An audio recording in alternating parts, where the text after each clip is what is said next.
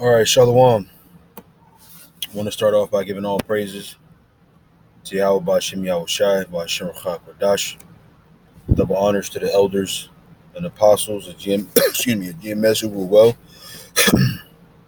and also honor and salutations to those of you who are of the hopeful elect and are out there teaching the word in sincerity and truth. So today, I wanted to talk about um, the conversation of the week. Um, I listen to a lot of talk radio and podcasts or whatever, and this guy D.L. Hughley touched on the topic of reparations, and you know, it's unfortunate to see our people, um, begging Esau for chips and crumbs, man. You know, because you think about reparations, right? Matter of fact, let's do it. Let's do this. Let's do this.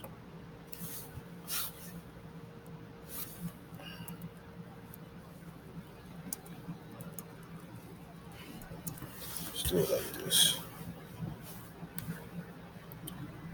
All right. This is the word reparation definition of it says the making of amends for a wrong one has done by paying money to or otherwise helping those who have been wronged, right?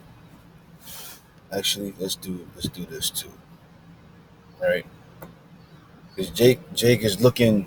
This is nothing more than a handout. They're looking for a handout from the people that put them in slavery in the first place. They haven't changed their stripes. They're still the same zebra that put you into slavery, and you're looking for a handout from them, right?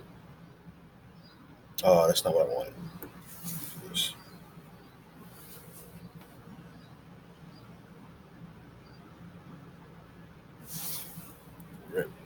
Reparation. Let's do it like this. See what comes up here. Okay. Reconciliation from Old French, reparation, and directly from late Latin, reparationem, act of repairing. Okay. Restoration, right? Noun of action from past participle stem of Latin reparare, restore, repair, meaning act of repairing or mending, right? So, in my humble opinion, and I'm sure I speak for all of us in the know when I say that there's no amount of money that can be given to us to repair what was done to us in this country. And if you can put a dollar amount, if you can uh, surmount a value to what was done to you, then you don't think very highly of yourself, and you don't think very highly of your people. If you can put a dollar amount or some kind of because I'm gonna play this clip from DL. He didn't only say money, right? But he said things that money has to do with, right?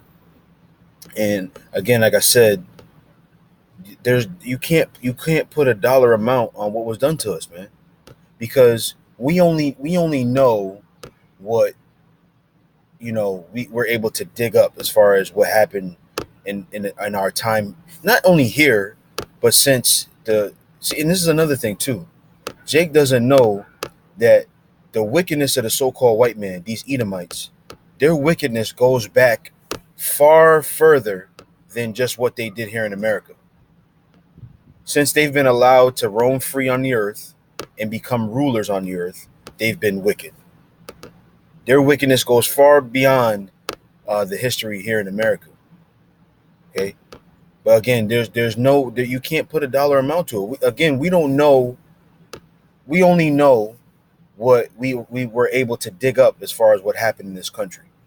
We were able to dig up. There's books like Without Sanctuary. That there's other documented stories. You got the movie Goodbye Uncle Tom, and you got your Rosewoods. You got uh, Roots, right? You got there's all different types of things that you can touch on, right? But that's just scratching the surface, as they say. We don't know half. We don't know a third of what happened to our people in this country, man. And to put a dollar amount on it, to think that that's going to make it right, it's still not going to make it right, because, as you said, slavery meant that so-called white people had a head start in this country. So by them giving you money, or them allowing you to go to school for free, or relieving debt, they that doesn't reduce the head start. That doesn't, for instance, like if I say, that's like saying I got a head start in a race, right?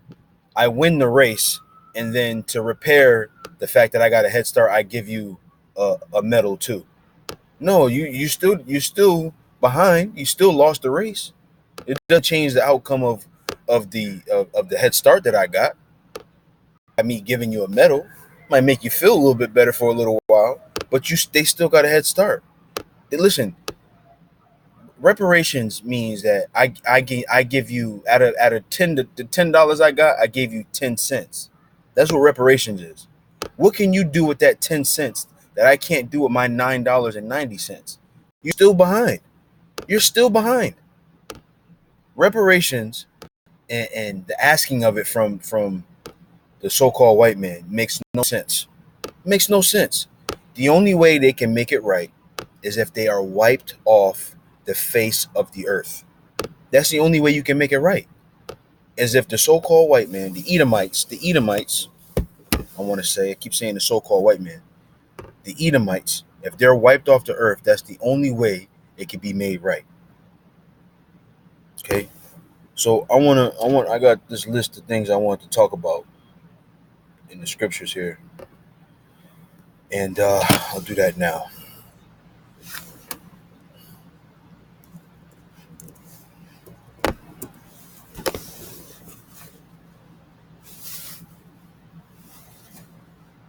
This is Isaiah 30, and I'll start at the first verse. Woe to the rebellious children, saith the Lord, that take counsel, but not of me, and that cover with a covering, but not of my spirit, that they may add sin to sin. Here's the point here. That walk to go down into Egypt, and have not asked at my mouth.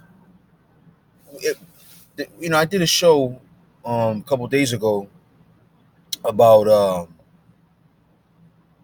letting the Lord fight your battles. You're going to Esau to ask for reparations. The Heavenly Father is the great avenger, man. He is the avenger. The revenge that we're going to get is going to be far sweeter than any amount of money you're going to get from Esau's ass. Why don't you ask at the mouth of the Heavenly Father, man? And another thing too that I want to point out, because we're asking for reparations, right, for what happened in slavery. Did you ever ask why the Heavenly Father allowed you to be put in slavery? And this is the thing, man. Jake is a bunch of entitled babies, man. Did you ever think why such a God, right? Because all Jake believe in God. They don't believe in truth, but all Jake, they believe in God. Ask why you were put in slavery in the first place before you ask for reparations. Because that's what we're dealing with here. We were being punished for our wrongdoing. So imagine how great the wrongdoing was for something so heinous to be done to our people, man. Okay? It says that walk to go down into Egypt, and have not asked at my mouth, to strengthen themselves in the strength of Pharaoh, and trust in the shadow of Egypt. If you were to get reparations, right? Let's say it's money, right? Let's say it's 40 acres and a mule or two mules or whatever it is, right? Or money or whatever, something monetary, right? Are you still going to live in America?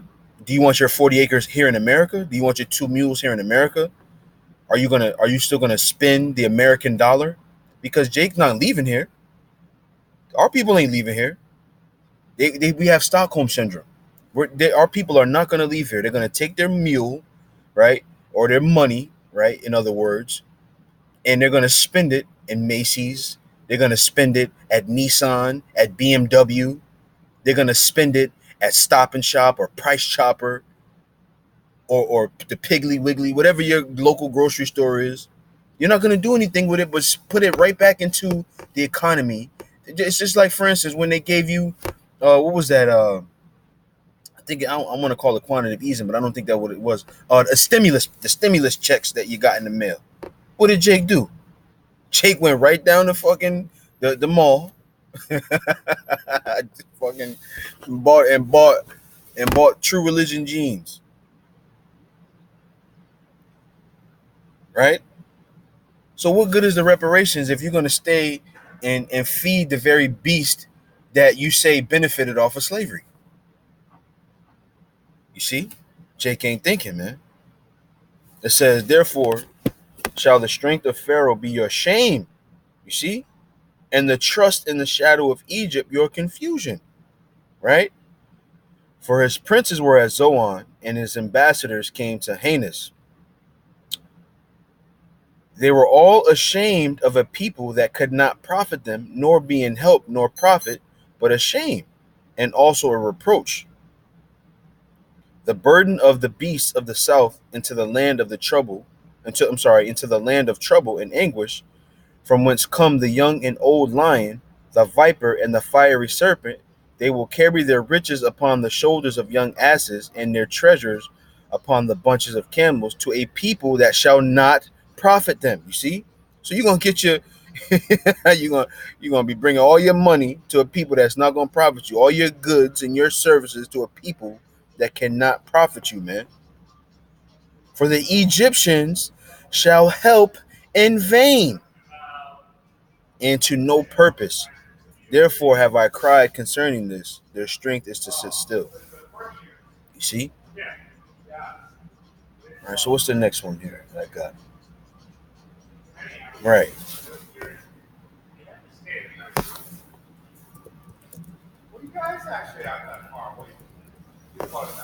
Oh, that's not gonna hurt. That's not gonna hurt.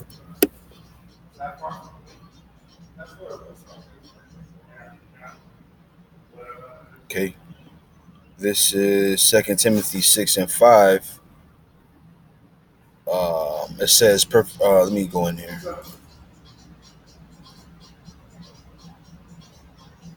Okay. Now, this is talking about something else, but there's a point I want to get in here. Perverse disputings of men of corrupt minds and destitute of the truth, supposing that gain is godliness. From such withdraw thyself. But godliness with contentment is great gain. Why isn't reparations like for instance, right? What did Moses ask for when he wanted his people to be repaired, if you will, from the slavery that they were made to serve in Egypt? What did he say? Let my people go, right? Let us go back to our land. Because we get reparations, right? We get money. You still don't know you're an Israelite. You're still gonna call yourself black. You're still gonna think you African, right? But more than riches was taken from us, man. A heritage, a culture, a law, a power. These are the things that were taken from us. Why don't you ask for those things to be repaired unto you? You want money. Jake is fucking sick, man. He is this sick, man. What are you gonna do with the money? What are you gonna do with it?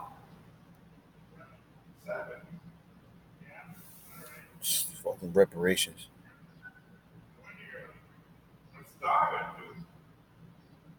All right. Let me play this clip by DO. Just a little bit.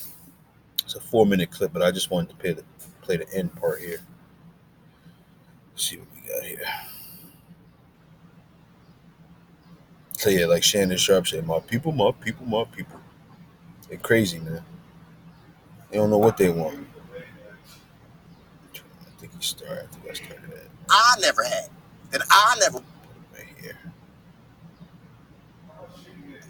By brutalizing people. And it's amazing. It's amazing that the very people right now will build monuments acknowledging slavery, Confederate statues acknowledging slavery, but they do not want to deal with the repercussions of it. If you don't have the money, that's fine. Do what we do. Put a little something on it. You don't have. Here, what's ironic to me, right? I mean, maybe he's not asking for it for himself, but these I find it to be disingenuous for a person who has $1 million in the bank to ask for reparations. It's disingenuous because your life, you when you go home and you're I don't know what kind of house this guy lives in. I'll be modest. Your $500,000 home, you ain't worried about reparations when you smoking your cigars and you know you're staying in 5-star hotels. You're not thinking about reparations.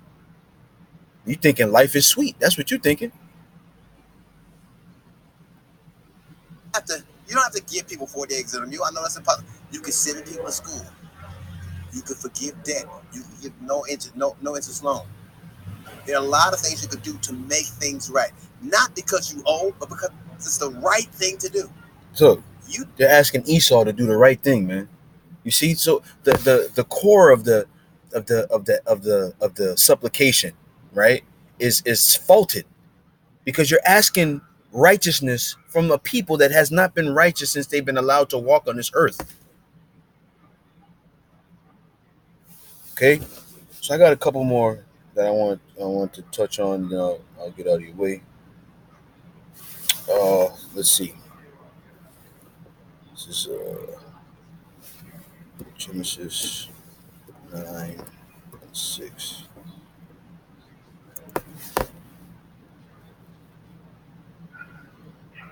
Okay, this is Genesis 9:6. It says this: Whoso sheddeth man's blood, by man shall his blood be shed. For in the image of the Most High made he man. You see? So that's what we talking about. Real live revenge, man. Not just to be repaired financially. They gotta die, man. These people gotta die. That's how you make it right. Okay? And the last one, which is I was looking for this next one, and I found this one I just read, but it was a good one I thought.